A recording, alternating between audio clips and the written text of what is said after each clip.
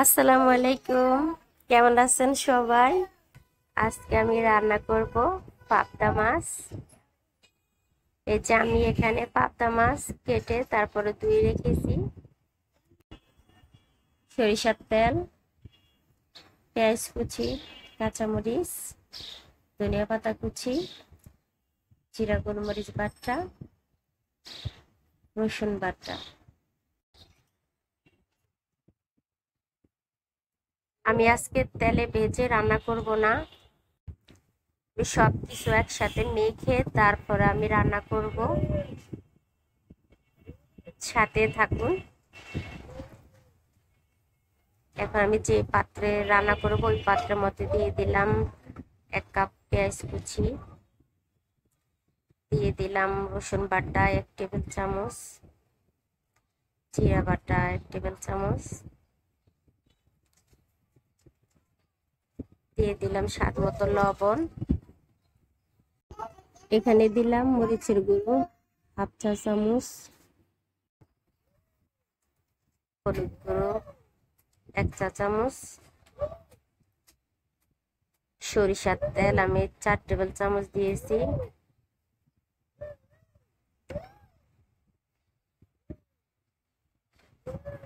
এখন আমি সবকিছু একসাথে মেখে নিব ভালোভাবে।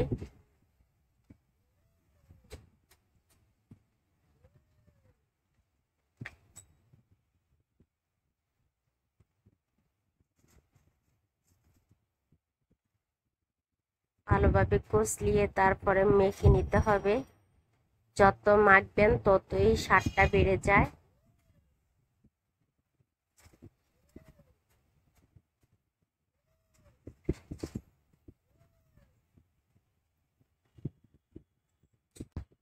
এখানে আমি টমেটো কেটে রেখেছি 2টা, দিয়ে দিলাম।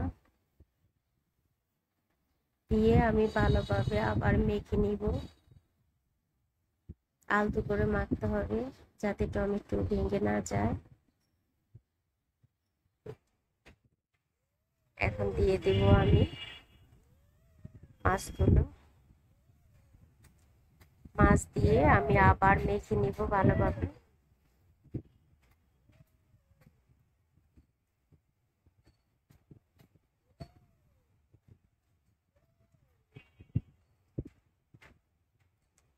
যেন মাছের মধ্যে মশলাটা লাগে ওইভাবে মেখে নিতে হবে। যে মাখানো হয়ে গেছে, এখন আমি দিয়ে দিব প্রায় 2.5 কাপ পানি দিয়ে দিচ্ছি আমি।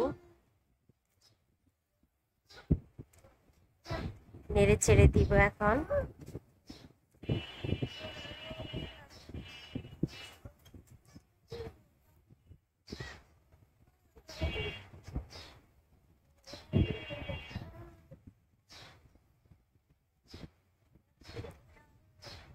এখন আমি ঢাকনা দিয়ে দিব 10 মিনিটের জন্য।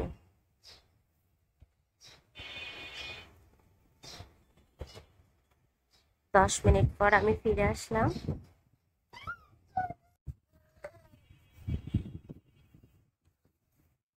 এখন আলতোভাবে আমি নেড়ে ছেড়ে দিব যাতে করে ভেঙে না যায়। খুব সাবধানে নেড়ে ছেড়ে দিতে হবে। আমি আবার ঢেকে দিব 5 মিনিটের জন্য।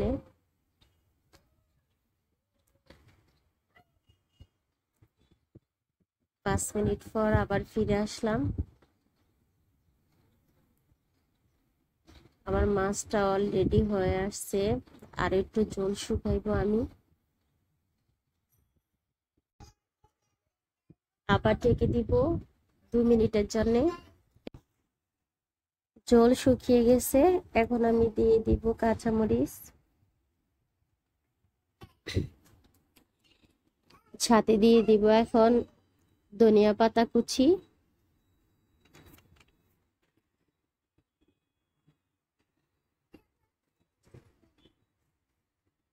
আপনারা চাইলে কাঁচামরিচটা ফালি দিয়ে দিতে পারেন, কারণ আমি দিব না, ঝাল বেশি হয়ে যাবে। মরিচের গুঁড়া দিয়েছি আমি। এখন ঢেকে দিব আমি আবার 2 মিনিটের জন্য। 2 মিনিট পর ফিরে আসলাম। দেখুন আমার মাছটা হয়ে গেছে। আমি এখন চুলা অফ করে দিব।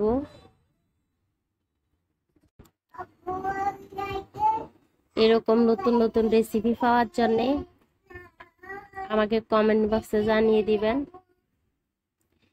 যে হয়ে গেছে আমার মাছ রান্না। ভালো লাগলে লাইক, কমেন্ট, শেয়ার, সাবস্ক্রাইব করে দিবেন। এতক্ষণ সাথে থাকার জন্য ধন্যবাদ। আল্লাহ হাফেজ।